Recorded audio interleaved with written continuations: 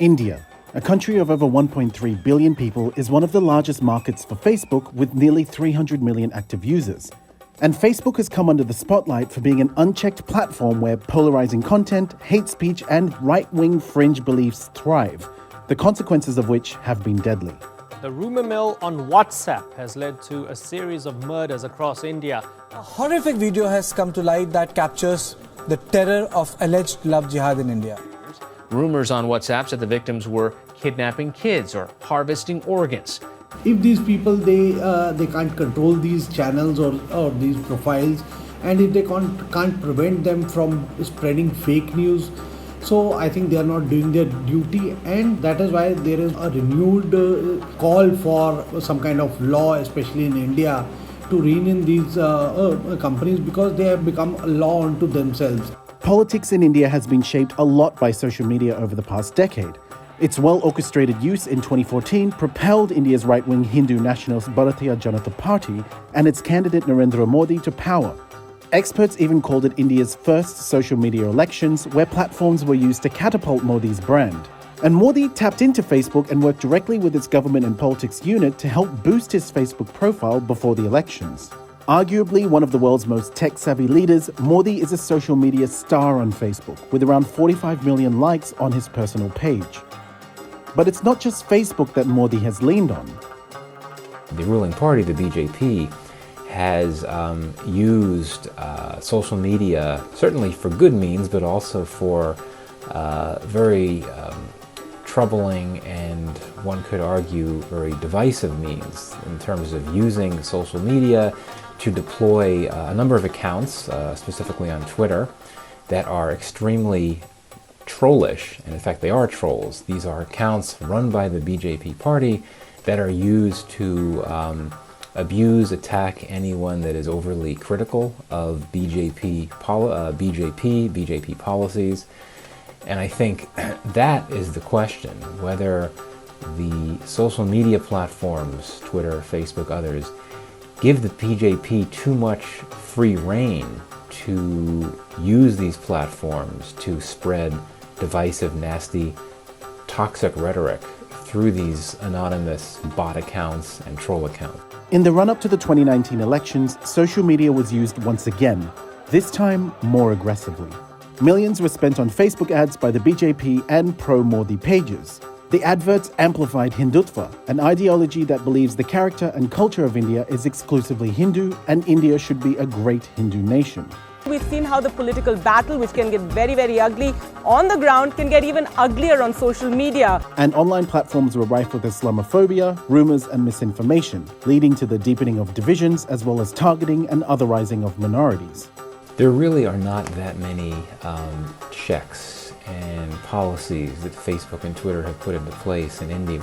There is a huge volume of hateful, toxic, and in many cases fake information posts that appear on social media platforms in India. When you have people posting clearly fake information that galvanizes and inflames local sentiment and causes people to see what they've seen on social media and go out and stage violence offline, extremely serious. And that's where I think the major attention has to be focused. In April 2019, Facebook did its part to take down fake accounts and questionable pages linked to the right wing.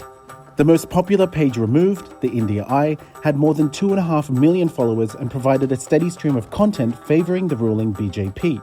The move was seen as Facebook's largest purge in India, but that doesn't seem to be enough. How do you preempt that type of misinformation from appearing on social media in India and everywhere else for that matter?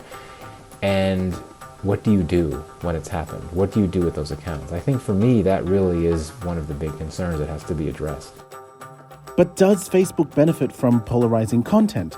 These social media sites, which basically depend a lot on the number of clicks, and that is where their revenue model also is. And they don't want to do anything, rather than...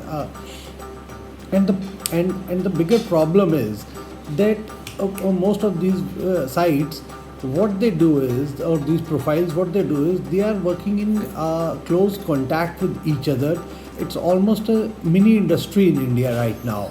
If you see some of the videos that float around that go viral, and you will see nothing except bigotry in those. And unfortunately, these social media sites, they are making a killing, they are making huge profits, some of which also goes on to these fake profiles. Twitter, Facebook, they also make a huge they make huge money from these endeavors, and that is why they don't want to control these people. That is why they don't want to control these sites. The US-based monitoring group Equality Labs published its Facebook India report in 2019 that says 93% of all hate speech posts reported still remained on Facebook. 37% were linked to Islamophobia. 43% of the hate speech that Facebook initially removed was restored within 90 days, and 100% of the restored posts were Islamophobic in nature. Facebook says it responds to the majority of reports in under 24 hours, but the median response time in India was 48 hours. While Facebook says it removed some of the contents flagged by Equality Labs that was violating its community standards, the monitoring group says Facebook was ill-equipped and unprepared to deal with polarizing content in India and needs tailor-made solutions in a country as diverse as India, rather than relying on community standards and practices feasible only for Western markets. Let's be clear. We're talking about India. We're talking about the very troubling developments that we've seen with social media in India. Not just toxic rhetoric, not just divisive rhetoric, but misinformation, fake news. Most recently, in light of events in the US, this is what Mark Zuckerberg had to say. I think we've been pretty clear on what I think the right approach is, which is that I don't think that Facebook or internet platforms in general should be arbiters of truth. But wasn't Zuckerberg at one time all for moderating content? When his company was in a lot of hot water for some of the things that it allowed to happen on his platform, he took a very different position. He said, well, we need to do a better job of regulating. So for him now to sort of come full circle and do a 360 and say, well, we don't want to be the arbiters of truth, it seems to be that he's moving away from this idea of more regulation is needed. How can Facebook be more responsible in India?